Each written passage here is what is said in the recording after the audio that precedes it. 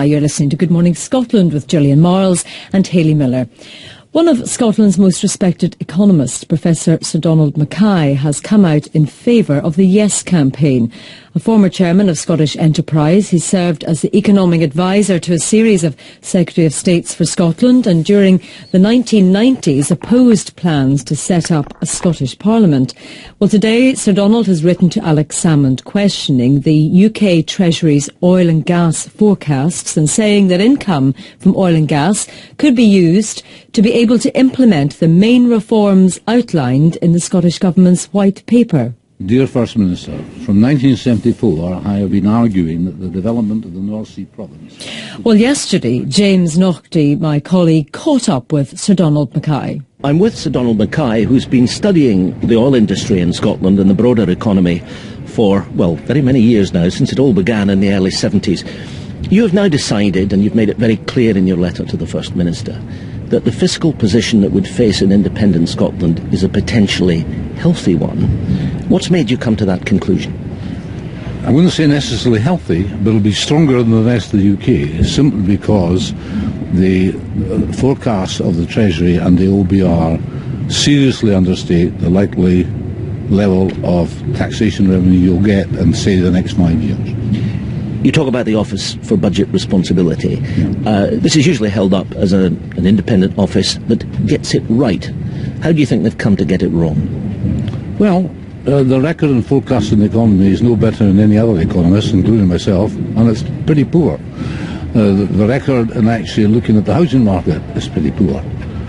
In the case of the oil and gas industry, what they haven't actually done is go and talk to the industry.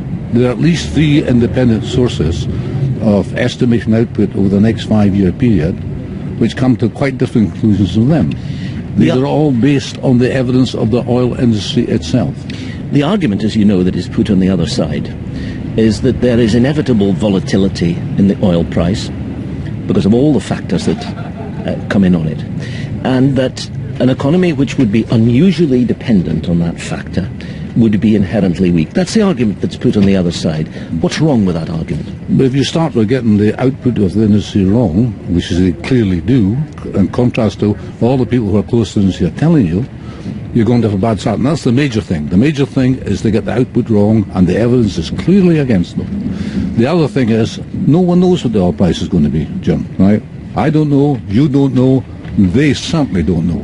And the fact of the matter is, if you start off with the assumption that North Sea oil and gas is a liability, they're lying on the stick. It's an asset. You just need to know how to manage it. It's perfectly capable to manage it.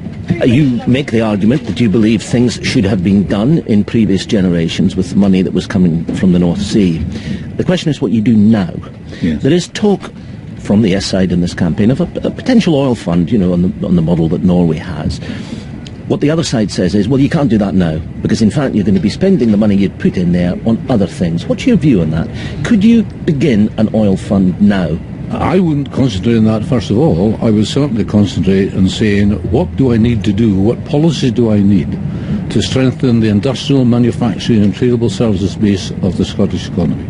I think that the proposals put forward in the Scottish Government's White Paper are perfectly sensible and could be implemented in this. In other words, what I'm saying is the fiscal envelope you have to work within be easier for the Scottish Government than the rest of the UK. Now, that does not mean to say that you should behave in a fashion which is damaging to others. It's simply saying, for goodness sake, let us get on with a task which we've talked about for years of strengthening our economic base. Would that task, in your judgment, still have to be accomplished in an atmosphere of some austerity in the years directly ahead of us? I think everyone's got to be prudent.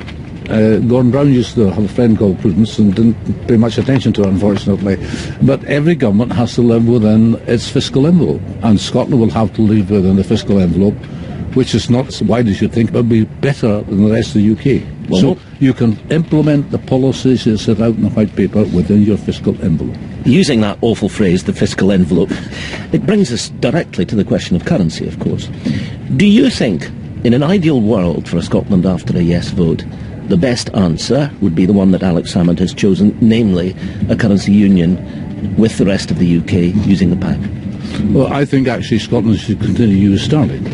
I prefer it within a formal currency union because I think that would be in the interest of all of the UK, not simply Scotland, all of the UK.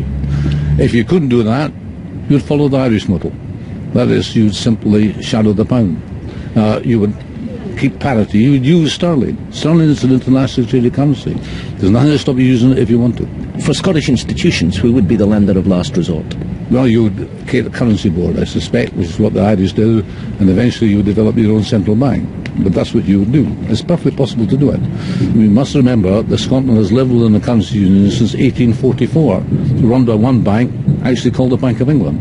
There's no reason why she couldn't work within it, provided she follows the same fiscal rules as the rest of the UK. Well, of course, you put your finger on the question there, because if you get independence with one vote on the 18th of September, and then you say, let's do a deal with the UK government, and the UK government, despite all the things the big parties have said, yeah, okay, we'll negotiate a currency union. So on the one hand, you've taken away your sovereignty back in the independence vote, and then you're handing quite a bit of it back the day after. No, you're not actually. Half the world operates on that basis at least.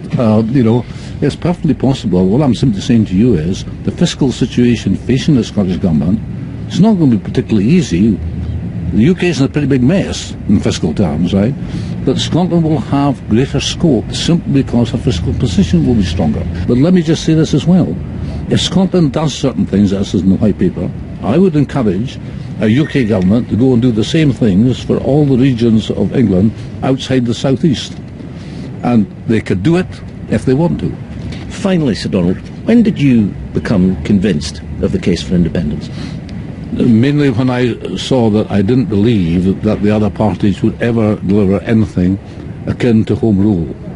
And it's quite obvious, I think, that they won't. Sir Donald McKay, thank you very much.